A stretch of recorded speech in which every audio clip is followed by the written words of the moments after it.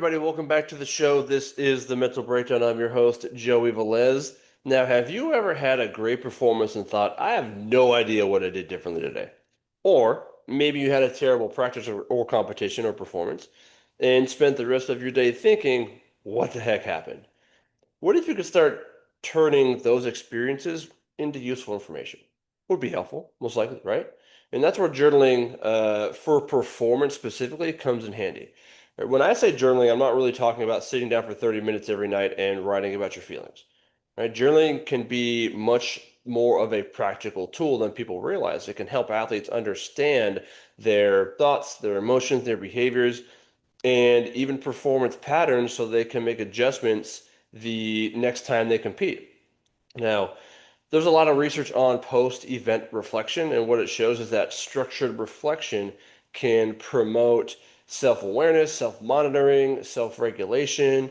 In other words, reflection can help athletes move from simply experiencing a performance to actually learning from it. So, why does this matter? Think about an athlete after a competition. They might say, I played terribly today. But that statement in and of itself doesn't give us much useful information. Instead, what a performance journal might ask is, what happened? What was I thinking? What was I feeling? What did I do well? What could I have done differently? And most importantly, what will I do next time? The last question now is really important because the goal of performance journaling isn't just to sit around and analyze mistakes. The goal is to turn reflection into action. So let's say a golfer who has a terrible front nine. We've all been there, trust me, especially me. Instead of writing, I suck today, the golfer might write, hey, I became frustrated after three putting on this hole. Then after that, I started thinking about my score instead of focusing on each shot. My breathing became faster and I rushed my pre-shot routine. Now, that is much more useful information. Now, this person has identified a potential pattern. Mistake leads to frustration. Frustration leads to impacted attention, and which now leads to changed behavior. So now with that information, I can create a plan that says if I make a mistake during my next round, I'm going to take one slow breath, step away from the ball, and restart my pre-shot routine. So now journaling has become a mental skills intervention, and there's some encouraging research behind this idea as well. Right? So that was a 2026 study done involving 52 Taekwondo athletes, and they examined their reflective journaling over 16 weeks. So they had two groups do this process, but one group also received structured feedback. Now, the group receiving that feedback showed greater improvements in self-regulation and also perceived performance. Now, that finding is important because it highlights something about journaling. Right? The quality of the reflection matters. Simply writing something down isn't necessarily going to be enough. You want to ask the questions, right, that help you understand your performance and identify what you can control. So, if you're an athlete or someone working with athletes, here's a simple 5-minute journaling routine that you can try. So, I think the first thing is really thinking about what went well today. Identify one or two things. Maybe you stayed composed under pressure. Maybe your communication was good. Maybe you performed a skill that you had been working on in practice. The second thing to think about is what didn't go as planned. And you be honest, right? But you don't want to turn this into something that's overly self-critical. Uh, but you still want the information out there. Third is what was happening mentally and emotionally. Were you confident? Were you nervous, frustrated, distracted, focused? Right.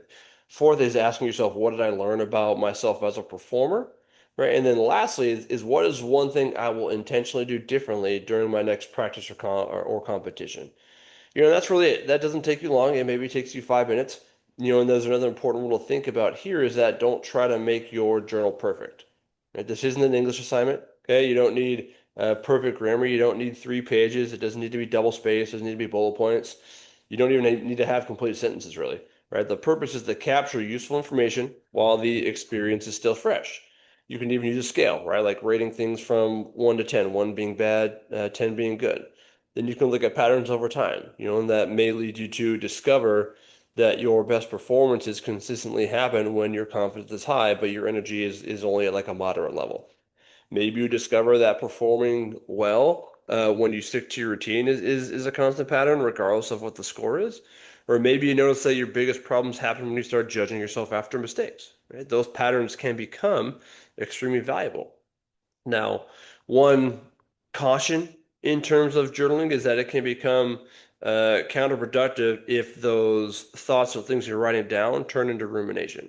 Now, there's a difference between reflection and beating yourself up. Reflection sounds like I missed that shot because I rushed. Next time I'll slow down and commit to my routine. Rumination sounds like I can't believe I missed that shot. I always do this. I'm terrible under pressure. I suck at this. One leads to action, the other keeps you stuck in the past. So the goal isn't to write more, the goal is to reflect better. So if you want to start your day today, right, maybe end your day today too, like grab your phone, grab a notebook, whatever you can, whatever you normally use to write, and then just spend 5 minutes answering these three questions. What went well? What did I learn? What will I do next time? Because performance improvement doesn't only happen while you're training. Sometimes improvement happens afterward. When you take that time to understand what just happened. And that's the power of journaling for performance. Now, remember, don't just experience your performance, learn from it. And that's what I have for y'all today. Okay, thank you for stopping by. Thank you for listening. Don't forget to download, like, rate, review the podcast, send it to your friends, and we'll do it again next time.